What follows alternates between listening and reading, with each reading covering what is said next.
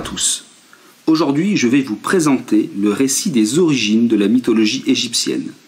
On parle de cosmogonie. Celle sur laquelle je m'appuie pour ce podcast se nomme la Grande Énéade d'Héliopolis.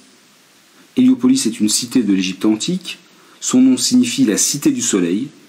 Elle se situe à la base du delta du Nil et a été un des grands centres religieux de l'Ancien Empire, c'est-à-dire au début de ce que l'on appelle la civilisation égyptienne. L'Énéade est un récit centré sur 9 dieux: Atum, le premier dieu, Chou et Tefnut, ses créations, puis Geb et Nut, la terre et le ciel, et enfin les 4 enfants de Geb et Nut, c'est-à-dire Osiris, Isis, Seth et Nephthys. Le culte du soleil est au centre des pratiques religieuses d'Héliopolis.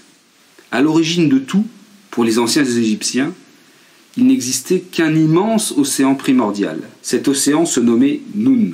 Il ne s'agit pas à proprement parler d'un dieu, et il existe avant tous les dieux. C'est de lui que va naître la vie. Cet immense océan couvrait l'ensemble du monde. Le Nil n'était aux yeux des Égyptiens que le reste de cet océan primordial. De Nun naît le premier dieu, Atum. Atum donne seul naissance à un couple de dieux, un dieu masculin, Chou, et une déesse féminine, Tefnut.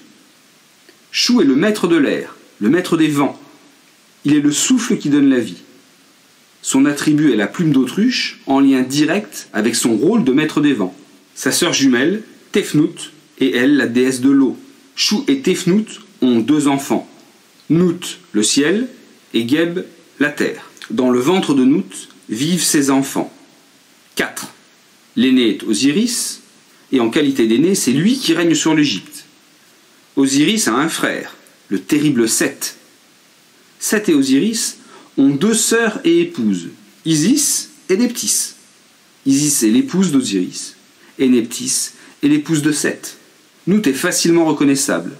Elle est le ciel. Aussi, elle est représentée comme une femme nue et surplombant la terre, arquée, très longue, et sur sa peau sont représentées des étoiles. Elle fait ainsi penser à la voûte céleste. Dans un autre récit mythologique, Nut est la mère du soleil, du dieu soleil, Ré. Ses relations avec son fils sont alors clairement difficiles. En effet, si elle donne naissance à son fils Ré chaque matin au lever du soleil, chaque soir, au coucher de l'astre, elle le dévore. Une remarque en guise de conclusion: comme je vous l'ai dit auparavant, Nut, le ciel, était inséparable de Geb, la terre. Et il a fallu que leur père, Chou, souffle entre les deux pour les écarter de l'un de l'autre. Cette union très forte de la terre et du ciel est aussi présente dans la cosmogonie grecque, avec la même difficulté à séparer Gaïa, la terre, de Ouranos, le ciel. Cette fois-ci, ce n'est pas le souffle du père qui sépare les 2 dieux, mais un enfant, le titan Chronos, qui émascule son père. Pour ce faire, sa mère, Gaïa, avait fourni à son fils une faucille de silex ou d'airain pour couper le sexe d'Ouranos.